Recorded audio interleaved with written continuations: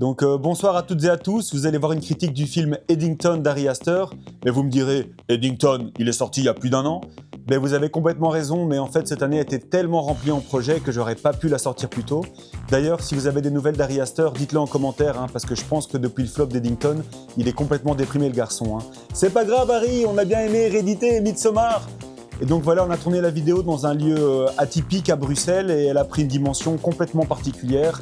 Bon visionnage. Donc bonjour à tous, aujourd'hui pour la critique, on est en plein cœur de Bruxelles, à la boutique Western Shop. On va s'initier au monde du western, suivez-moi, c'est par ici. Yeah, I was fire and she was gasoline.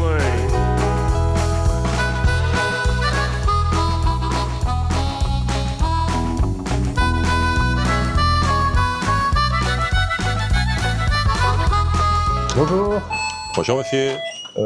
Je fais une critique sur un western et je voudrais plonger dans ce monde. Est-ce que vous pouvez un peu me conseiller parce que j'y connais absolument rien au western? Vous êtes à la bonne adresse et laissez-moi vous montrer. Ok, super, je vous suis.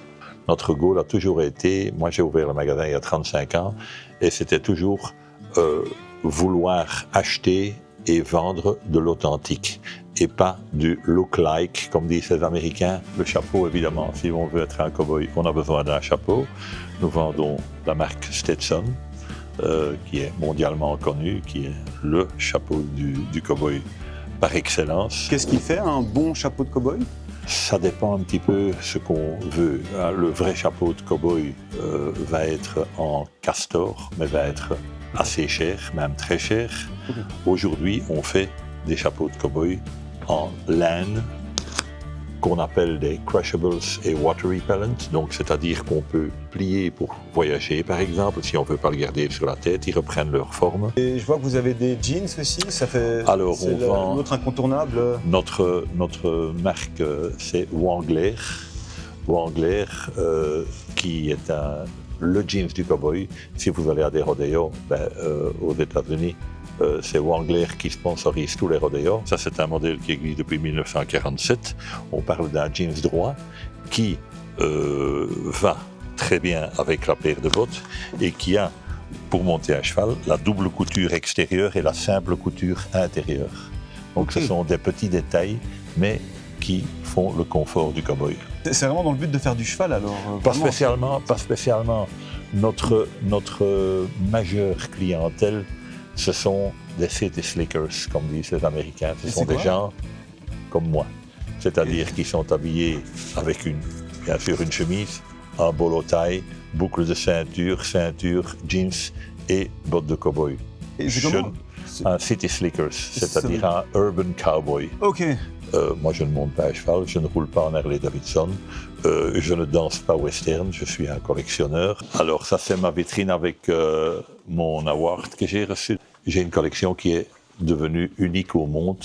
C'est vraiment extraordinaire. Il y a 158 pièces qui ont appartenu à des Indiens qui sont venus en 1935 à Bruxelles pour l'exposition universelle. Moi, j'ai retrouvé cette collection qui avait disparu depuis 70 ans. Qui était emballé dans des malles, dans des caisses. Par la suite, j'ai commencé à trouver une photo, une deuxième photo, et donc plus de 50 pièces peuvent être reconnues sur des photos, ce qui en fait quelque chose d'extraordinaire et d'unique. Nous avons fait un livre sur lequel on a travaillé pendant 5 ans, pour lequel nous avons reçu le Western Heritage Award, qui est un prix qui est attribué aux meilleurs films western, aux meilleurs documentaires western, aux meilleurs acteurs et actrices western, aux meilleurs livres western et aux meilleurs auteurs-compositeurs. Et nous, on l'a eu pour ce livre avec cette collection. Ok. Et il y a d'autres Européens qui ont eu le prix Je suis le premier Européen à avoir reçu ça. Ok. Et j'en suis très fier. Un incontournable, évidemment, c'est la boucle western. Ok, wow. Donc, c'est une boucle qui se fixe sur une ceinture comme celle que moi je porte ici. On a tout type de boucles, tout prix. Et puis, on a aussi des boucles beaucoup plus chères qui se trouvent derrière. On a des boucles qui montent jusqu'à 6 000 €. Ici, par exemple, la boucle avec l'ours, eh bien, le cerclage est en or et l'ours est en or. On travaille avec Bowlin. Il a fait la boucle de John Wayne que j'ai en haut ici. Il a fait des boucles pour Clint Eastwood, etc. etc. Il y a vraiment un niveau de détail. C'est entièrement fait à la main. À la main aussi, C'est entièrement fait à la main. Et puis évidemment, l'incontournable paire de bottes. On dit des Santiago, hein, c'est bien ça? On dit surtout pas des Santiago. C'est pas des Santiago. Surtout pas des Santiago. Surtout pas des Santiago. Je vais vous montrer la Bible des bottes ici. Voilà. Ça, il y a vraiment une diversité énorme. Ça, c'est extraordinaire. Le mot Santiago est banni. Pire, il n'existe pas dans le vocabulaire des purs, des fins connaisseurs. Ne prononcez jamais ce mot. Devant des amoureux du pur style de la cowboy boots, la Santiago est une botte moche, vulgaire et ringarde, bon marché et fabriquée en Espagne la plupart du temps. Désolé, je voulais pas vous J'ai offenser. préféré vous le faire lire que de le dire Je moi-même. voulais pas vous offenser. Voilà par exemple une paire de Old Gringo, Yes. entièrement repoussée à la main. Donc vous vous imaginez le travail.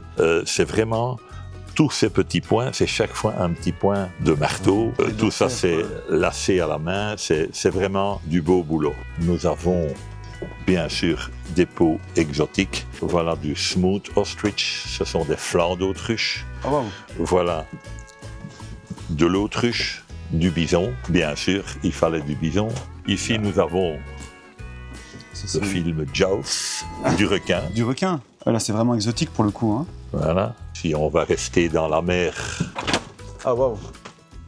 de la raie, stingray. Waouh, de la raie. Et là, c'est aussi des Ça, écailles de raie. c'est regardez, Ah, waouh. c'est indestructible. Ah, c'est incroyable. Hein. On dirait de la pierre, quoi. Absolument. Ça sont des queues d'alligator, Le pauvre. du caïman. Ah, waouh. C'est un peu la même bête. Oui, mais c'est Donc, quasi un objet de mode, en fait. C'est un objet de mode et c'est un style de vie, j'oserais dire. Ok. Moi, vous me rencontrez comme ça, du 1er janvier au 31 décembre. Je dois aller à un enterrement, je dois aller à un mariage, je vais comme ça. J'ai eu l'honneur d'avoir été invité 3 fois au Palais Royal, où il y a quand même un protocole vestimentaire à respecter. Ok.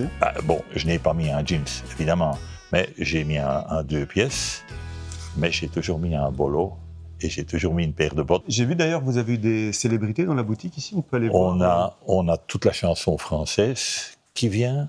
On a eu Michel Sardou, on a eu Hugo Frey, on a Yannick Noah, Renaud bien sûr. Celui qui connaissait le mieux en western, celui qui connaissait ça sur le bout des doigts, c'était Dick Rivers. Dick Rivers. Ok. Voilà.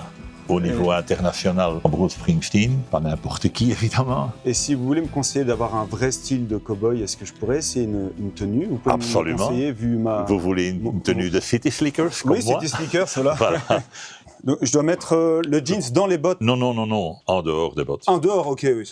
Oui, autrement, c'est ridicule. Ok, plus que le chapeau, je vais sortir. Hein. Et là, les bottes, c'est...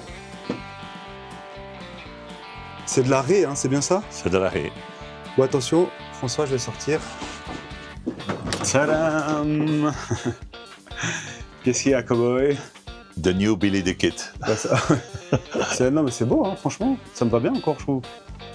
Si on est un petit peu, je ne vais pas dire dans l'extrême, mais vous allez à une soirée, si vous êtes invité à un barbecue western ou à une soirée western, vous allez comme ça, il est indiscutable que tout le monde va vous remarquer. Ça, c'est voilà. vraiment la tenue de fête, quoi. Voilà. Pour, on entre tous les deux dans un restaurant. C'est à vous qu'on va remarquer. Hein. La ceinture, elle est magnifique aussi, quoi. Texas Ranger, là, et ça donne une carrure aussi, je trouve. Ça donne envie de tenir la ceinture, d'être... Et donc ça, c'est de la raie. C'est de la raie, les bottes, c'est de la raie. Mais c'est très confortable, hein. C'est léger, en plus. Mais comme elles sont pointues, j'avais peur que ça pointe sur le bout des pieds, mais pas du tout, en fait. C'est très confortable. Bon, on prend le billet pour les États-Unis, hein, c'est parti. Voilà.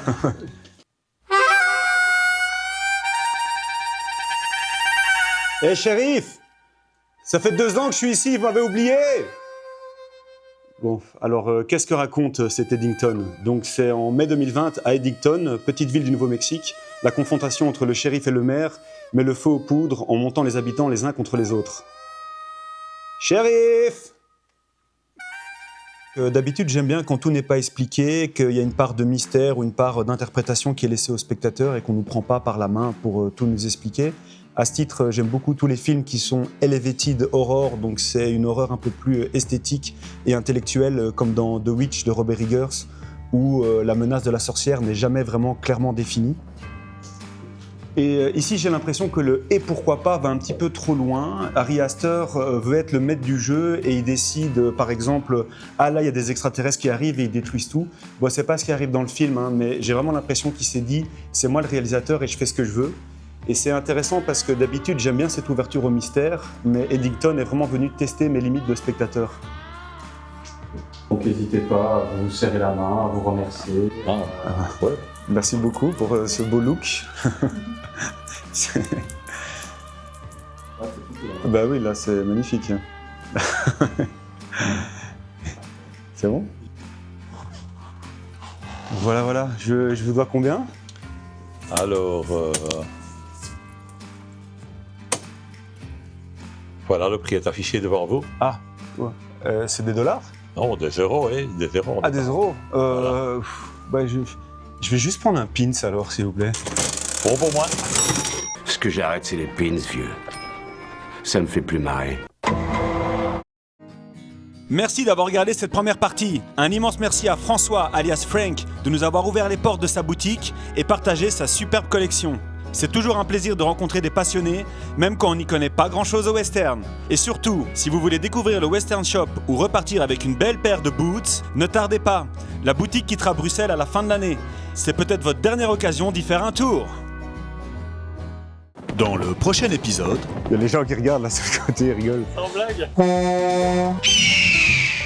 L'intrigue, c'est un peu la grosse faiblesse de ce film, notre vérité. Et putain, ça m'a déconcentré le chien, je suis fatigué quoi.